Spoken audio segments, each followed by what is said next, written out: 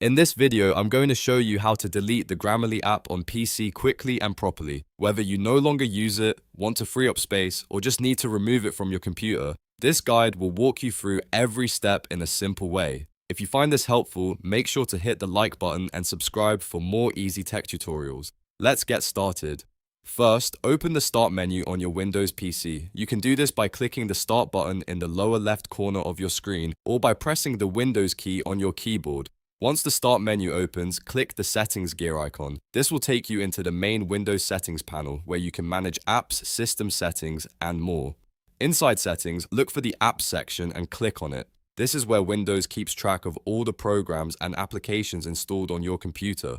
After that, select Installed Apps. On some versions of Windows, this may appear as apps and features, but the process is very similar either way. Now you'll see a full list of the apps installed on your PC. You can scroll down manually to find Grammarly for Windows, or you can use the search bar to make it faster.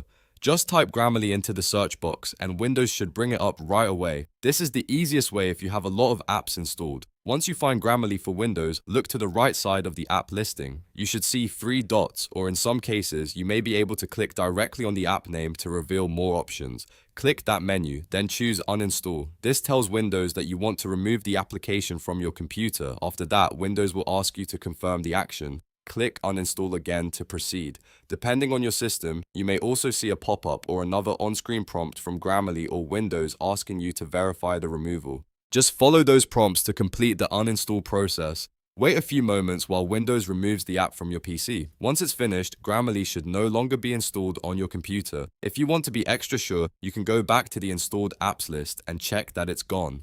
And that's it. You've now deleted the Grammarly app on PC. If this tutorial helped you out, please give it a like, subscribe for more step-by-step tech guides, and leave a comment if you want help with anything else.